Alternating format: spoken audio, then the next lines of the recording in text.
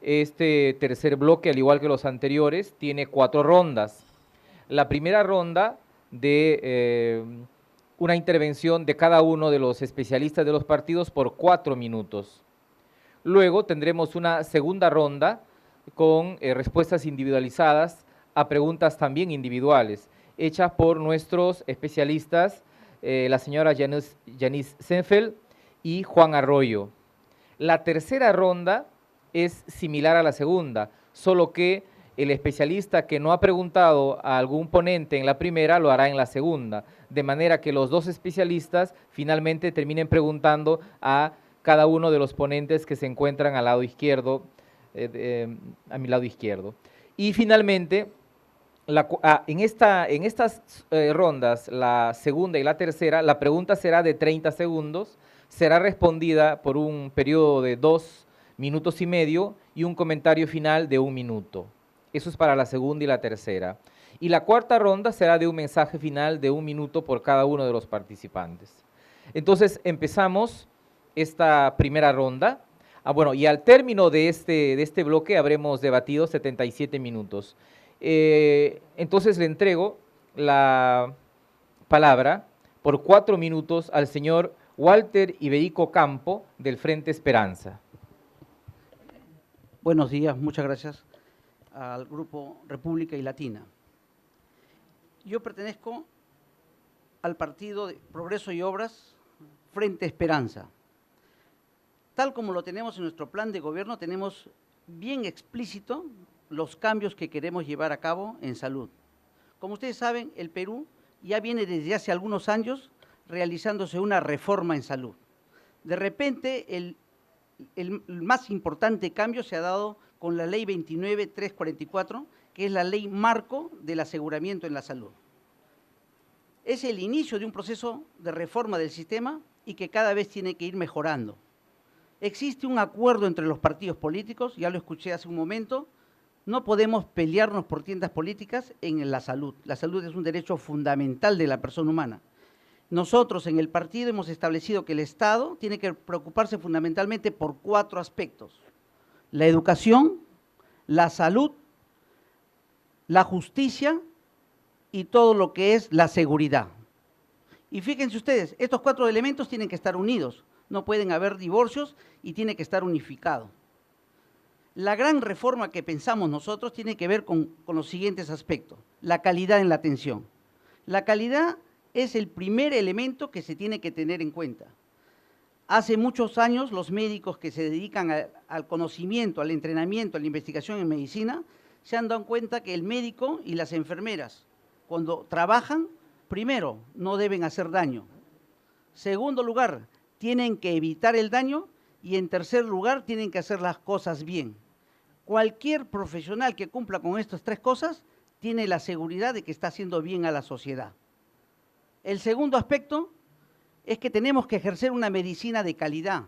No es posible que porque seamos pobres o pertenecer a países que estamos en vías de progreso, tengamos una medicina mediocre. La medicina siempre tiene que ser de calidad, de acuerdo a los estándares internacionales, que eso se justifica gracias a la acreditación tanto de los centros de salud, de los hospitales, de los institutos. Tercer lugar, la equidad. Todos tenemos el derecho a tener un acceso universal a la salud. En cuarto lugar, tenemos que tener en cuenta que la medicina está centrada en el paciente. Todo lo que hagamos tiene que estar en torno a lo que el paciente reclama, lo que el paciente exige. Ese es el fundamento que hace que el médico, el profesional de la salud, no se equivoque. Y el Estado fundamentalmente tiene que velar por eso. Cuando hay demasiadas quejas en los hospitales, en los institutos, tiene que ser escuchado. Hay una razón de lo que está sucediendo en nuestra sociedad. Y el otro elemento importante es la administración de la salud. Tiene que ser eficiente, eficaz. Las personas que se dedican a los estudios de los servicios de salud se han dado cuenta que fundamentalmente el eje fundamental es el amor al prójimo, el amor al paciente. Si no hay eso, no hay nada. Los mejores sistemas fracasan. Nosotros, en Obras y Progreso, Frente Esperanza, tenemos muy claro esas cosas. Como les digo, les repito, bien instituido está que nos vamos a dedicar en base a la educación, a la salud, a la seguridad y a la justicia, a mejorar el verdadero cambio que necesitan todos los peruanos. Muchas gracias. Gracias. Le entrego la palabra al señor Manuel González Guanilo, del Partido Nacionalista, por 4 minutos. Buenos días. El tema de la salud como función es muy complejo y probablemente el enfoque de soluciones es multidimensional. De manera tal que para el escaso tiempo que tenemos ahora voy a dedicarme fundamentalmente a 3 puntos. La cobertura de salud en un país básicamente tiene 3 pilares: a la población que vamos a atender, la cartera de servicios que vamos a ofrecer y la fuente de financiamiento. El tema está en que históricamente, con el nacimiento del Seguro Social Obrero, el nacimiento del Seguro Social del Empleado, la fusión de estos, entendíamos que como el derecho a la salud era estar en una planilla. Y a la fecha, las relaciones laborales han cambiado, los independientes son una parte muy importante de la PEA, y en este momento tenemos 4.400.000 peruanos en planilla, que representan el 25% de la PEA. Es decir, el resto de peruanos, los 30 millones menos los 10 que atiende la Seguridad Social, tenemos que buscar otro sistema de salud. Y frente a este otro sistema tenemos el SIS. Pero el SIS lo tenemos como derecho o como beneficio. Si nosotros vemos el per cápita en salud, estamos hablando que con el presupuesto que tienen aproximadamente 880 soles por usuario. Y en el SIS llegamos a 100 soles para gastos operativos. Entonces es abismal la brecha. Es abismal la brecha. Esto no es sostenible en el tiempo. Y así como la Seguridad Social no da una atención de calidad, porque evidentemente el 50% del presupuesto de salud se ve en planillas, ¿no? Imagínense lo que sería el SIS para los 20 millones de peruanos que restan.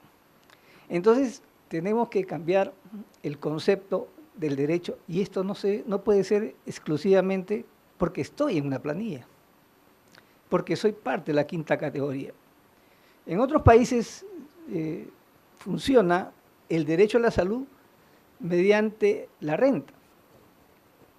Aquí tenemos personas que contribuyen a través de renta de 1ª categoría, 2ª categoría, 3ª categoría, 4ª categoría. Y solo los que están en planilla, es decir, 5ª categoría, tienen derecho a salud. Las otras categorías, a pesar de que cotizan, no tienen derecho. Y eso es relativamente injusto. O sea que para tener un derecho a la salud, tengo que tener una planilla o simular que estoy en una planilla. Pues bien, la idea del plan de gobierno es vincular el derecho a la salud a la renta. De manera tal, si la señora tiene sus casas y las alquila, vivienda o locales comerciales, tiene que pagar un impuesto. Está contribuyendo al Estado. ¿Y el Estado qué le da en retribución? 0. En términos del comentario que hacía que había mucha variabilidad. Unificar esfuerzos, ya se ha dicho acá. Eli, de Perú Posible, por 4 minutos.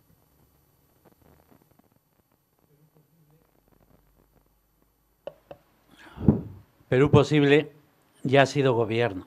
Perú Posible. Hablando que con el presupuesto que tienen aproximadamente 880 soles por usuario. Y en el SIS llegamos a 100 soles para gastos operativos. Entonces es abismal la brecha. Es abismal la brecha. Esto no es sostenible en el tiempo. Y así como la Seguridad Social no da una atención de calidad, porque evidentemente el 50% del presupuesto de salud se ve en planillas, ¿no? Imagínense lo que sería el SIS para los 20 millones de peruanos que restan. Entonces, tenemos que cambiar el concepto del derecho, y esto no puede ser exclusivamente porque estoy en una planilla, porque soy parte de la quinta categoría. En otros países funciona el derecho a la salud mediante la renta. Aquí tenemos personas que contribuyen a través de renta de primera categoría, segunda categoría, tercera categoría, cuarta categoría. Y solo los que están en planilla, es decir, quinta categoría, tienen derecho a salud. Las otras categorías, a pesar de que cotizan, no tienen derecho. Y eso es relativamente injusto.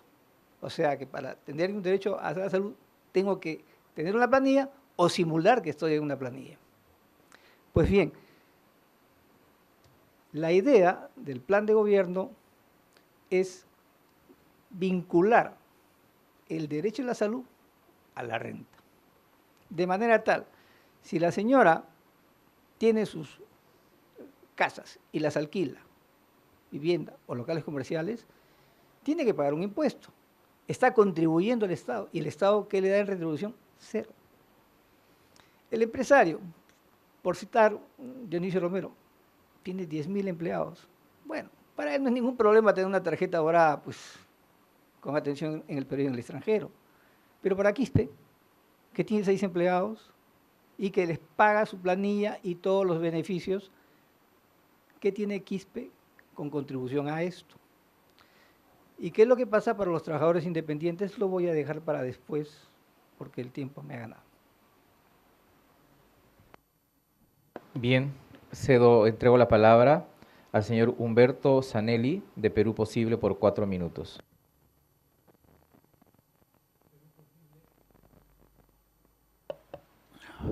Perú Posible ya ha sido gobierno. Perú Posible ya tiene algo que mostrar y algo muy decisivo en lo que ha sido el sistema de salud. Cuando nosotros llegamos al gobierno había 58% de pobreza y solamente alrededor del 30% tenían una cobertura de salud mediante un seguro de salud. El día de hoy, años después, 70% de la población tiene un seguro de salud. ¿Cuál es ese seguro de salud? El SIS. El SIS lo hicimos nosotros como seguro. El seguro escolar no tenía la categoría de seguro, era algo enunciativo. Ese SIS, que empezó con un presupuesto pequeño, el día de hoy tiene 1.750 millones de presupuesto. Eso está bien. Ha cambiado, Perú Posible ha cambiado la figura del aseguramiento de la población peruana y es la base de qué es lo que aspiramos en el futuro. ¿Qué proponemos en primer lugar, sucintamente? Primero, dar un seguro de salud al 100% de la población, a los 30 o 31 millones que seamos. Eso tenemos que hacerlo inmediatamente. No se puede pretender llegar al 2021, al bicentenario, intentar llegar a la OCDE, ser un país desarrollado, si no tenemos al 100% de la población con seguro. Y lo queremos hacer ya, rápidamente, no al final de gobierno, lo queremos hacer para el primer año de gobierno, el 100% de la población peruana con seguro. En segundo lugar, queremos plantear que es salud, que es el otro pilar del aseguramiento en el país y de la salud, no puede ser que siga dando solamente seguro al 30% de la población, igual como en los años 70, 80, 90, si bien es cierto ha aumentado el número de asegurados, pero en proporción es la misma. Es decir, es salud, debe dar un seguro siquiera al menos a 15 millones de peruanos, a la mitad, y ofrecemos nosotros dejarlo con 20 millones de peruanos. Un seguro totalmente amplio como es salud. Esa es nuestra segunda medida. Tercera medida y fundamental. Observamos que la calidad de los servicios en todos los sistemas, tanto en MINSA como en salud, como en la privada, ha decaído notablemente y eso no se puede permitir. No podemos nosotros permitir que si el derecho a la salud está en la Constitución y los peruanos somos iguales, que en el Perú coexistan, a nuestro modo de ver, hasta 5 o 6 sistemas de salud. El muy rico, como alguien ha mencionado, tiene tarjeta dorada y se va a atender a Estados Unidos. El que es rico y solamente puede ir a una clínica, se va a una clínica clase A. peruana. El otro va bajando, se va a una clínica de mediano nivel, el otro va a salud, el otro va a Minsa, a Loaiza, el otro va al Yerbero y el otro se cura solamente en su casa con el huesero o el brujo. Esos 5 sistemas, subsistemas, no lo podemos permitir. Queremos caminar hacia un solo sistema de salud. Para eso planteamos un shock de calidad en todos los subsistemas, camino a construir un solo sistema de salud. Si un ministro se enferma, pues que se opere, que se trate en el sistema que todos se tratan, todos los peruanos. No aceptamos diferencias de salud para los peruanos. Somos iguales, pues hay que hacerlo, hay que construir el sistema. Eso es nuestra tercera medida, un shock de calidad en todos los sistemas. Me gustaría que explicara un poco más, porque en realidad siempre estos temas de calidad van por 2 vías, digamos, la vía de los incentivos y de la institucionalidad y por la vía de las personas también, ¿no? Entonces, si pudiera explicar un poco más cómo mejora, ¿no?, la calidez, ¿no?, en la atención del recurso humano. Un hecho fundamental de la atención en salud es la vocación. La vocación es el requisito fundamental. Los países, por ejemplo, que reciben profesionales de salud en el extranjero, peruanos que se educan acá y van al extranjero, reconocen que la vocación en el Perú es muy elevada. Y ahora no solamente se trata de subsanar un test, un examen, sino hacen evaluaciones directamente con el paciente, cómo lo trata, qué preguntas les hace, cómo le pregunta, el respeto al paciente, la posibilidad de detectar la vulnerabilidad del paciente, niños, gestantes, madres, ancianos. Esa es la calidad, el respeto a la persona humana. Se va perdiendo. Nuestra sociedad se ha vuelto materialista. Nosotros, esto lo hemos enfocado muy claro, porque relativamente, si no existe esta vocación, usted podrá tener el mejor hospital, podrá tener las mejores máquinas, pero simplemente no atienden al paciente. Bueno, le voy a responder, si bien ha salido un momentito el moderador. Me marca el tiempo, por favor. Mire, siempre en gerencia hay este tema de si cambiamos a las personas o las instituciones, ¿no? Entonces, la gerencia dura se dedica a poner incentivos, sobre todo los economistas, ¿no? Y la gerencia soft intenta cambiar un poco el tema vocacional, por ejemplo, del que se ha hablado. Lo que hay que preguntarse, me parece, y yo no tengo una respuesta, es si el Fordismo, ¿no?, como sistema, digamos, que tenemos actualmente, que son 2 grandes sistemas fordistas, enormes, ¿no? Cuando uno ingresa al Revalete es una ciudad de enfermos, 10.000 personas están ahí, podrá ser cálido, ¿no? Porque no solamente hay colas en los consultorios, sino hay colas en la defensoría, ¿no? Y todo es tan grande, entonces, o sí, quizás, ¿no?, la atención primaria entendida como médico de familia, ¿no?, será un mejor contexto para lo que usted le llama amor al prójimo. Bien, eso podrá hacerlo en la siguiente ronda. Pero es que Lo que pasa es que una cosa pequeñita, porque lo que tendría que esa excepción hacerla con el resto y no desearía hacerlo. Va a haber oportunidad. Yanis Elfe pregunta al señor Manuel González. Buenos días. Manuel, yo quería preguntarte, tú mencionaste que hay una diferencia importante entre el per cápita de salud y el per cápita del CIS, ¿no? Uno estaba en 880 soles y el CIS está en 100 soles. ¿Cómo avanzarías, digamos, cuál sería tu hoja de ruta para avanzar en equiparar, digamos, los per cápitas, por un lado? Y segundo, ¿qué piensas de unificar el CIS y eSalud? ¿Qué piensas de unificar, digamos, los fondos? Empezar. El tema de aseguramiento es un fenómeno procesal y no es de la noche a la mañana. Creo que en el camino se van a encontrar. Y en cuanto a lo del per cápita, el tema está en que lo que nosotros necesitamos es cómo mejoramos el financiamiento de los 20 millones de peruanos. La idea central de esto es que en todo comprobante de pago, toda boleta de pago, debe figurar el DNI del que lo adquiere.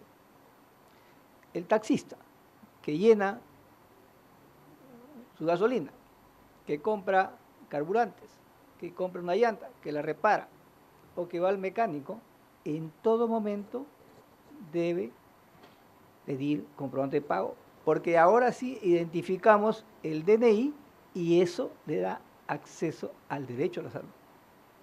Bien, pero podríamos decir que el taxista dice, bueno, ya junté pues 5 o 6 comprobantes de pago, ya con esto tengo el derecho. Pero si a nosotros agregamos a esto de que 2 puntos de este IGB que paga, que normalmente no figura en nuestra economía, lo vamos a considerar como un fondo cuando él cumpla 65 años. Entonces este señor se va a ver en la necesidad de cada vez que consuma, ¿no?, pida su comprobante de pago y que se consigne el DNI. Ahora, no necesita hacer una reforma tributaria, simple y llanamente que esto es una ventana en el proceso que tiene SUNAT y ahí nosotros vamos acumulando nuestro récord. Las otras cosas que estaban pendientes y que no pude terminar en la primera parte era ver cómo fortalecemos el sistema. Bien, hay cosas buenas en la medicina, como la autonomía profesional, de eso no hay duda, eso mejora el desarrollo de la medicina, pero también hay cosas malas, la variabilidad clínica, ¿no?, la medicina defensiva, el doctor Google. Todo esto trae como consecuencia que en toda relación médico-paciente tengamos un resultante como que es el hecho de que el 50% de los análisis son normales y el 60% de las imágenes no contribuyen al diagnóstico. Entonces, en el concepto Gracias, de las tecnologías... gracias. Comentario de 1 minuto de Yanis. No, muchas gracias, estaba pensando, digamos, efectivamente en esta diferencia que, digamos, no es tanta porque si incluimos el recurso humano en el SIS, probablemente la brecha no sea tan alta, pero igual cómo avanzar, digamos, a equiparar los planes, ¿no? Creo que eso es algo que se debería de plantear para poder tener, digamos, un poco lo que se mencionaba a lo largo de las presentaciones, mayor equidad, ¿no? En términos del comentario que hacía que había mucha variabilidad, digamos, en la práctica clínica, yo me preguntaba qué indicadores plantearía para poder efectivamente hacer una gestión más micro, ¿no?, que permita poder efectivamente tener indicadores de calidad que permita saber, digamos, cómo uno está siendo atendido. Gracias. Juan Arroyo pregunta al señor Humberto Zanelli. Bueno, doctor Zanelli, usted ha hablado de que ya han sido gobierno y por tanto pueden mostrar resultados, ¿no? Y quería de alguna manera que nos explicara un poco más su shock de calidad, porque se están planteando varios shocks, ¿no? Y ¿por qué solo de calidad? Mi saludo al doctor Juan Arroyo, profesor mío en el curso de Gerencia Pública de Servir. El principal problema, como lo hemos quejado, es que la calidad de la atención de la salud es deficiente. Y no hay otra forma de mejorarla que implementando sistemas comunes de gestión en los 2 principales que tenemos en el país, es decir, en el salud y en el SIS. Si implementamos estos sistemas en los 2, probablemente estemos abarcando al 80% de la población, si no más. ¿Qué es lo que entendemos nosotros por shock de calidad? En primer lugar, tiene que implementarse la gestión clínica. ¿Qué es la gestión clínica como concepto en el manejo de la administración de salud? No es otra cosa que conceptualizar que el acto médico es un acto que no puede estandarizarse, que no es un acto industrial, que no es un proceso que está a cargo de ingenieros industriales, sino está a cargo de personas, de médicos, y atiende a otros ciudadanos que también son personas. Desde ese punto de vista, cada persona es especial, no es igual al otro, y cada médico también es diferente. Los tratamientos no pueden estandarizarse.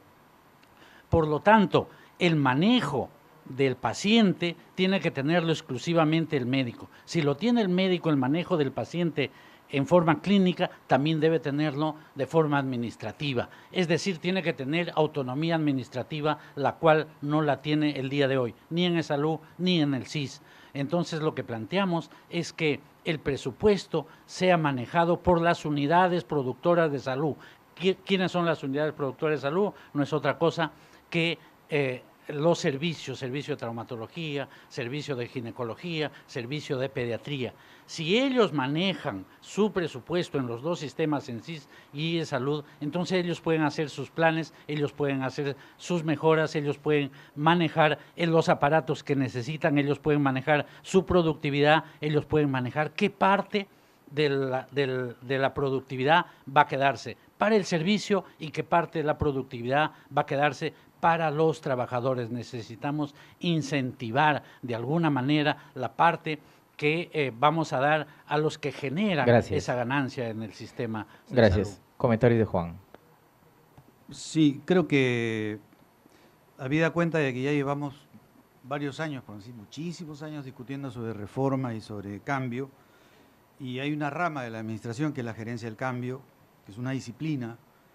Mi pregunta iba al tema de evaluar bien hasta qué punto este tipo de cosas incrementales, incluso pequeñas, microincrementales que hemos venido haciendo desde los 90 para acá, han cambiado la sustancia de los resultados, se han tenido efectividad, no hablo de eficiencia. Y ver si podemos todos juntos pensar alguna innovación disruptiva, como le llaman en el mundo empresarial, que no tiene que ver con un cambio de la noche a la mañana, pero con otra forma de hacer salud, ¿no? Y de tal manera que todo lo que nosotros estamos discutiendo, ¿no? En particular atención primaria, redes, se puede efectivizar y deje de ser palabra, ¿no? Gracias. Yanis pregunta al señor Jorge Rubín. Usted mencionó el tema de recursos humanos y la necesidad, digamos, de contar con más recurso humano. ¿Qué piensa de, digamos, de la formación a través de una especialización modular o por competencias, por un lado? Y por otro lado, en el plan de gobierno mencionan el tema de venta de medicamentos en bodegas. ¿Cómo piensan implementar eso? ¿Qué problemas le puede ver a esa estrategia? Respecto a la primera pregunta, en el momento actual, aproximadamente el 75% de todo el presupuesto se está manejando desde el gobierno central y la transferencia progresiva ha tenido serios problemas a los gobiernos regionales. Sin embargo, hay una autonomía de gestión. Creemos que el déficit de recursos humanos que hay en las regiones debe de hacerse con participación primero de un empoderamiento de la población que evalúe que esto tiene que ir progresivamente creciendo. La mayor transferencia de dinero, 1. 2.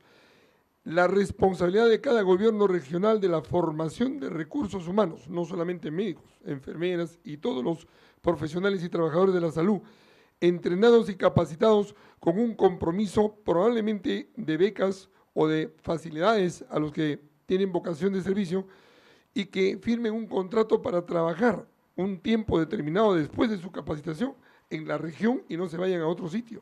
De tal manera que puedan desarrollar investigación de la problemática de salud regional o local, puedan hacer docencia para que los siguientes no tengan que irse al extranjero o a los sitios más costosos, sino que haya una capacitación permanente en los sistemas que ya se han probado, como el residentado médico y otros, donde hay una transferencia generacional de conocimientos. Y tercero, una labor asistencial con la calidad y calidez que se requiere. Creo que este es un tema fundamental que ayudaría para de los más destacados de esta capacitación, que sería inicialmente orientada a la atención primaria, podría irse sacando a los que van a ir posteriormente a la especialización regional.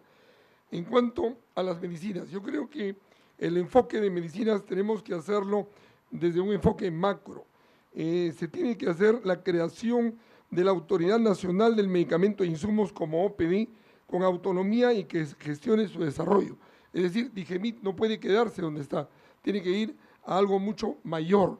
y desde ahí hacer todo un establecimiento de distribución de medicinas que dentro de este esquema que hemos hablado de regionalización podría buscarse para hacerse a través de hospitales y probablemente regionalmente se evalúe esa opción comentada en el plan de gobierno que Gracias. sería todavía de desarrollo posterior. Gracias. Comentarios de Yanis. Sí, de acuerdo con el comentario y la importancia, digamos, de que Digemit tenga autonomía, ¿no? Creo que es un tema sumamente importante para poder efectivamente responder, digamos, a las necesidades que se le plantea a la institución. Sin embargo, me preocupa mucho y es independiente el tema de venta de medicamentos en bodega por las buenas prácticas de almacenamiento requeridas, ¿no? Entonces creo que es una estrategia que se debería de pensar porque lo que queremos es más bien sacar los medicamentos de las bodegas para poder contar con esas buenas prácticas.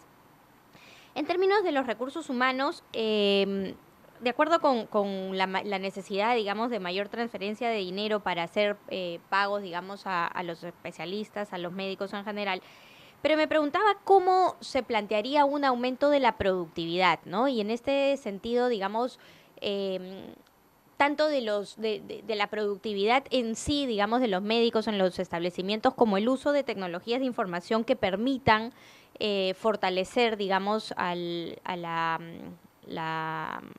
práctica médica. Gracias, Yanis. Ya, gracias.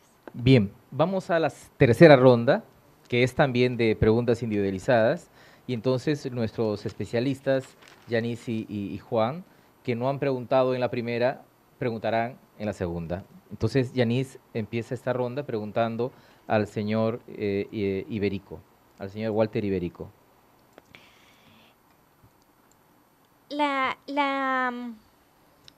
En su presentación comentó la importancia de la intersectorialidad, ¿no? Y incluyó en el, digamos, en su presentación al sector justicia, ¿no? Yo me preguntaba cómo o qué políticas, digamos, podrían implementarse para disminuir la informalidad en salud, en los establecimientos de salud y en las farmacias, que es un problema fuerte, digamos. ¿Y qué incentivos se darían para lograr, digamos, mantener o incentivar más a los formales? El aspecto de la justicia está inmerso en lo que es la salud. 3 elementos son fundamentales en la salud. Cuando yo ejerzo el servicio, tengo que pensar en beneficencia, tengo que pensar en justicia y tengo que pensar en no hacer daño. Entonces, el aspecto justiciero significa que yo tengo que establecer cuáles son las necesidades de la población. Y ahí viene lo que el doctor Arroyo ha señalado. La atención primaria, que no le hemos tocado mucho, es fundamental. Atención primaria significa aspectos intersectoriales. Tiene que haber luz, tiene que haber agua, lavarse las manos. Usted sabe que, por ejemplo, en las cocinas, ahora que estamos en una época de apogeo culinario, ¿cuántos cocineros son portadores sanos de enfermedades? Eso es seguridad. Todos estos aspectos realmente repercuten enormemente en la salud. Por eso nosotros reclamamos que ya es hora, en este bicentenario que se va a celebrar de la independencia, llegar a niveles óptimos de salud a nivel internacional. Sí, de acuerdo, digamos, con esa mirada, ¿no? Yo me preguntaba más en términos de cómo avanzar en disminuir la informalidad de los establecimientos de salud, porque creo que es importantísimo para poder formar redes integradas, digamos, de establecimientos formales, ¿no? Donde se pueda efectivamente tener una mirada de la gestión del proceso, de una vigilancia, ¿no? Entonces, en ese sentido me preguntaba cuál era la mirada del trabajo de multiinstitucional, digamos, de la Fiscalía, de la SUNAT, de su salud, ¿no? Cómo articuladamente pueden operar para poder, digamos, disminuir esta informalidad que se da tanto, digamos, en establecimientos de salud como en farmacias, ¿no? Donde realmente establecimientos que no deberían de estar operativos, están operativos y hacen uso de recursos y de pacientes que no debería de darse, ¿no? La informalidad Gracias. tiene que disminuir. Gracias. Juan Arroyo pregunta al señor Manuel González. Señor González, En su intervención ha hecho referencia a un tema que me parece central, se debata, que es el tema de la informalidad y su como un piso para esta segmentación, este modelo segmentado, ¿no? En donde quienes tienen planilla van por el lado de salud y quienes no van por el lado del MINSA. Pero usted habló o propuso, y me gustaría que lo explique un poco más, el tema de deducir de los comprobantes de pago una forma de financiamiento, ¿no? Sería interesante escucharlo. Bien. Nosotros tenemos un PBI que es la suma de compra de bienes y servicios. ¿Cuánto de nuestra economía está en la informalidad? No lo sabemos. Si nosotros, a partir de ahora, todo el mundo se convierte en un acopiador de comprobante de pago, estos van a aparecer en nuestro PBI. Y de ahí van a salir los fondos, no solamente para salud, también para educación.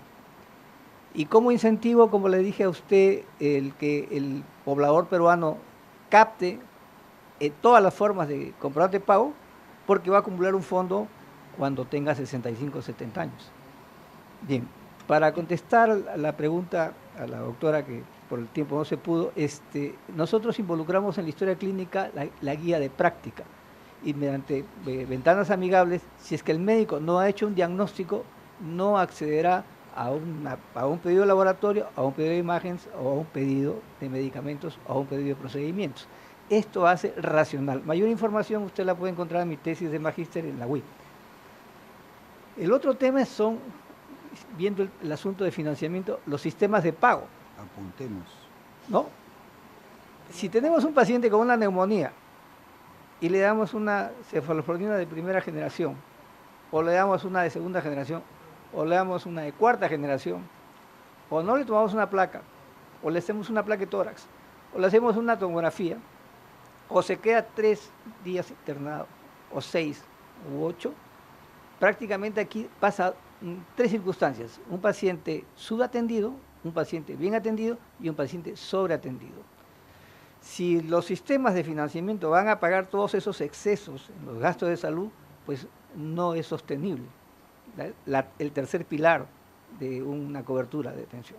En consecuencia, lo que se busca es un sistema de pago como lo usa el mundo, que es el GRD, de manera tal que pagamos la media y el gestor de salud tendrá que ver si sus profesionales siguen trabajando a la libre o se regulan como todo presupuesto público lo merece. Comentarios de Juan. Bueno, este tema de comprobantes de pago y nuevas formas de financiamiento, no solo de salud, sino en general de muchos servicios y en general de la protección social, ¿no? Creo que es importantísimo se discuta. Se discutió brevemente a propósito de las AFP y el cambio de modalidad, ¿no? ¿Qué significaría esto? Pero creo que es necesario, dado que estamos en un entrampamiento donde el Estado no tiene toda la plata necesaria, ¿no? Siendo el derecho a la salud primordial, pero hay un choque entre esta necesidad y la escasez de recursos que va a haber, y en donde efectivamente, digamos, ahorita el basamento fiscal es que 1/3 paga 2/3 de los servicios, ¿no? Y esto no puede continuar. Es probable que esos 2/3, pagando su IGB, mediante las compras lo puedan acreditar de esa manera y tener unas dimensiones exactas de cuál es su aporte, ¿no?, al erario nacional. Gracias. Yanis pregunta al señor Humberto Zanelli. Doctor Zanelli, me pareció interesante esta idea de acercar el presupuesto al establecimiento, ¿no?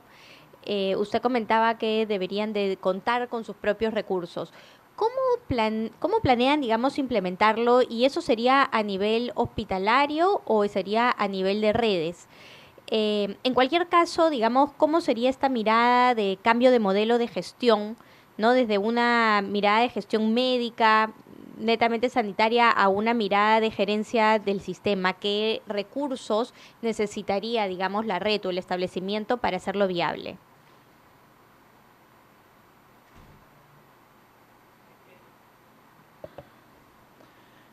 Usted ha captado rápidamente la idea porque conoce el sector y porque es economista, administrador, creo.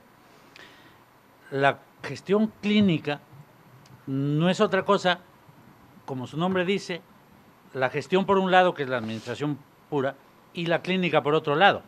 No estoy diciendo que los gestores, los administradores vengan a administrar, estoy diciendo que la clínica tiene que ser aplicada con la gestión. ¿Qué es lo que necesitamos para eso? Una voluntad política para que el presupuesto sea dado a las unidades productoras, porque son las unidades productoras las que son autónomas y las que jamás podrán perder esa autonomía por el acto propio del médico. Lo que necesitamos son instrumentos de gestión a nivel de salud y a nivel de MINSA y de los gobiernos regionales, que son los administradores de salud, que les demos el presupuesto histórico que hasta ahora se viene dando, pero para que lo maneje el jefe de servicio con los médicos y el personal de salud. Solamente es cuestión de normas, no es cuestión de leyes centrales. Si le decimos este año, por ejemplo, el servicio de pediatría, un servicio de pediatría pequeño de cualquier hospital, tiene 15 médicos, 20 médicos, ha hecho tantas consultas al año y se ha manejado, al año ha administrado 4 millones de soles, es decir, más o menos 300.000 a 350.000 soles por mes. Si le decimos, acá está tu presupuesto el año pasado, tú fija tus metas, le ponemos el control por resultados, le ponemos las guías clínicas y le decimos lo que tú logres de productividad se queda para el servicio, para que pueda comprar aparatos, mejorar la infraestructura y mejorar la posibilidad de los ingresos del personal, seguramente que vamos a llegar a esa revolución, a esa disrupción que hablaba el doctor Arroyo, un antes y un después de la gestión de la salud en el Perú. Solamente se necesita la voluntad política para hacerlo, no necesitamos nada más que ello. Gracias. Comentarios de Yanis. Sí, me preguntaba, digamos, qué otros recursos se necesitaban, además, digamos, de la voluntad política, ¿no? Porque estamos hablando de una microgerencia, ¿no? Entonces, además, digamos, de poder acercar el presupuesto, ¿cómo vamos a hacer, digamos, que se tengan las capacidades para gerenciar como unidad, ¿no? ¿Qué recursos logísticos, qué recursos informáticos, conectividad, sistema de suministros, etcétera? Porque ya se necesitaría, digamos, una mirada distinta, ¿no? Creo que es interesante el tema de acercar el presupuesto al establecimiento, uno de los temas, digamos, en el modelo actual donde se da, digamos, un quiebre es justamente en la unidad ejecutora, que es el primer eslabón de ejecución del presupuesto. Entonces, en ese sentido, creo que hay que pensar bien una propuesta que permita tener esta mirada de gestión, ¿no? Esta mirada de gerencia. Gracias. Juan Arroyo pregunta al señor Jorge Rubiños. Señor Rubiños. En realidad usted ha hablado de que la Constitución del 93 no reconoce derechos y eso nos repite un problema demasiado grande, ¿no? Entonces quería saber temas más pequeños sobre los cuales ha hablado. ¿Cómo impulsaría la rectoría del MINSA? ¿No? ¿Y qué piensa de la descentralización? Mencioné aspectos sobre la rectoría del MINSA. En el Acuerdo Nacional hemos trabajado un año y estamos convencidos de que hay que fortalecer la rectoría del MINSA. Pero a la vez tenemos que ir dando a que la regionalización avance de manera tal que, habiendo una rectoría nacional en forma coordinada, cada región con un empoderamiento, decía, de las organizaciones sociales, de la población organizada, verificando el manejo de sus recursos, se vaya solucionando problemáticas regionales y locales que nadie mejor que la propia región conoce. Por ejemplo, voy a usar el tema oncológico. En el Perú es la segunda causa de muerte el cáncer. Son más de 300 enfermedades englobadas bajo ese término. En el año 2004 significó 377.850 años de vida saludable perdidos, que significó 890.000 millones de dólares perdidos por el Perú. En el año 2008 aumentó a 418.960 años de vida saludables perdidos. Recién cuando se establece el Plan Esperanza, se nota que hay una política de Estado frente al cáncer, pero es insuficiente. El Plan Esperanza tiene méritos, pero no son absolutamente suficientes.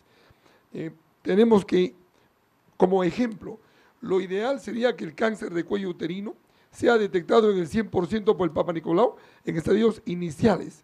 Sin embargo, es solamente el 5.6% el que se detectó del 2006 al 2011. Con el Plan Esperanza se ha aumentado esto a un 15% para el año 2015. Ya es un incremento, pero no es suficiente. Una política donde haya un derecho y deber que toda mujer peruana tenga Papa Nicolau periódico convertiría en solucionar el problema de cáncer de cuello uterino, y esto se hace en las regiones, en los locales, con la población educada, organizada y motivada. Creo que esa es la forma.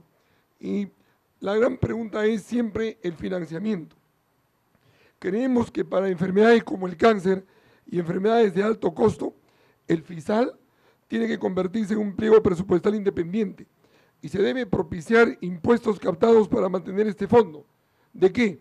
Del tabaco, del alcohol. Gracias. Y otros. Gracias. Y solo como ejemplo, el INEN se construyó con el 14% del tabaco. Gracias, señor Rubinos. Comentarios de Juan. Sí, solamente que creo que se debe revisar este tema de la rectoría en sus fórmulas concretas. No basta con decir que la vamos a fortalecer, todos estamos de acuerdo en eso, pero creo que el balance general no es el óptimo. Falta este tema de gobernanza en salud. Hay que ver qué significa y cómo implementarlo. Y asociado a eso el tema de la descentralización.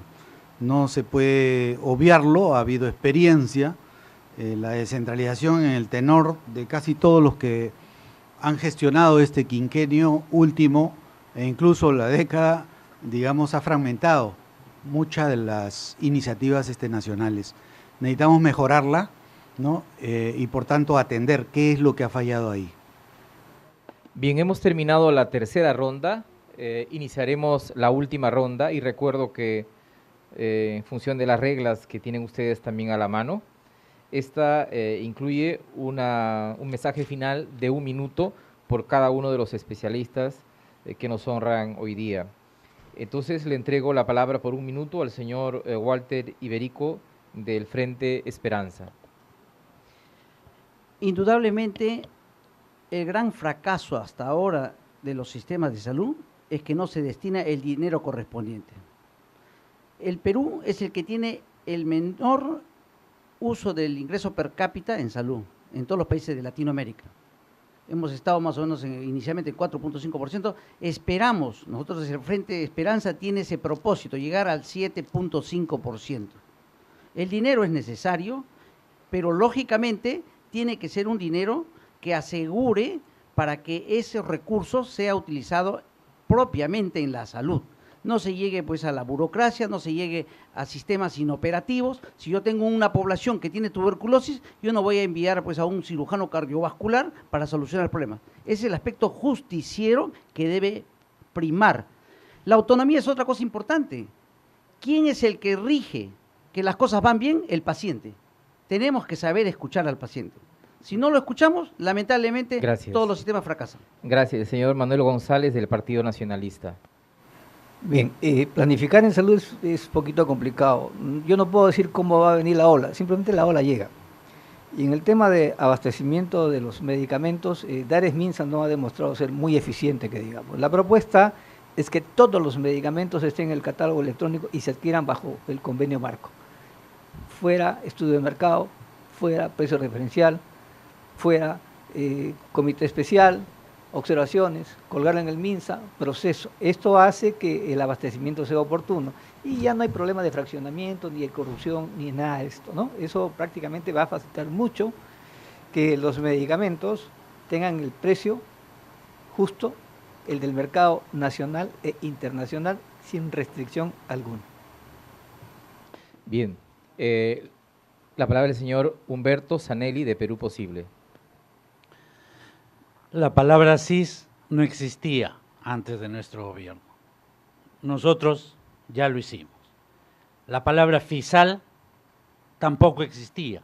nosotros hicimos el FISAR y nosotros aumentamos el sueldo a los médicos, a las enfermeras, sin ningún día de huelga. No se perdió ni 10, ni 20, ni 100 días de huelga.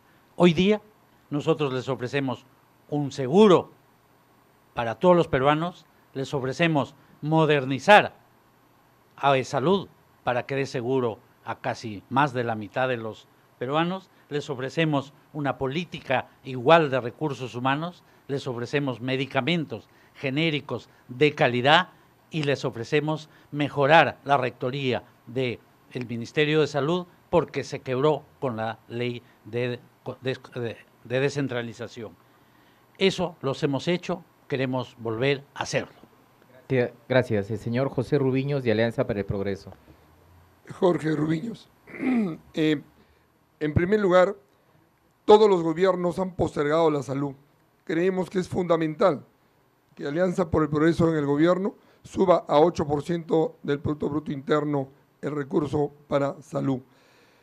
Creemos que hay que potenciar el Sistema Nacional Coordinado Descentralizado y que el Consejo Nacional de Salud, el Consejo Nacional Regional y el Provincial sean empoderados y tengan un carácter vinculante. Después de 12 años, es la manera como los subsectores podrían tener una coordinación y una ejecución coordinada, pero reconociendo la Rectoría Nacional del Ministerio de Salud. Creo que por lo demás, cuando son mejor tratados en la relación con el Estado todos los trabajadores del sector salud, vamos a poder mejorar la calidad y la calidez. No puede haber una deficiencia en el trato, en el presupuesto y exigir todo al personal cuando realmente ni siquiera con la acreditación hospitalaria cumple el Estado. Muchas gracias. Con esta intervención hemos concluido este segundo foro temático. Han estado presentes aquí 16 de los 18 partidos que compiten en el proceso electoral. Le damos las gracias a sus representantes, a su solvencia, esfuerzo y dedicación, como también al concurso ilustrado de nuestros especialistas, Yanis Senfeld y Juan Arroyo. Y entonces, a nombre del Diario de la República, de Latine Televisión, Telefónica, de la Universidad Católica, Casandina, el Jurado Nacional de Elecciones, el Programa de las Naciones Unidas para el Desarrollo, PNUD, IDEA Internacional y la Veeduría de Transparencia de la Asociación Civil Transparencia, le damos las gracias.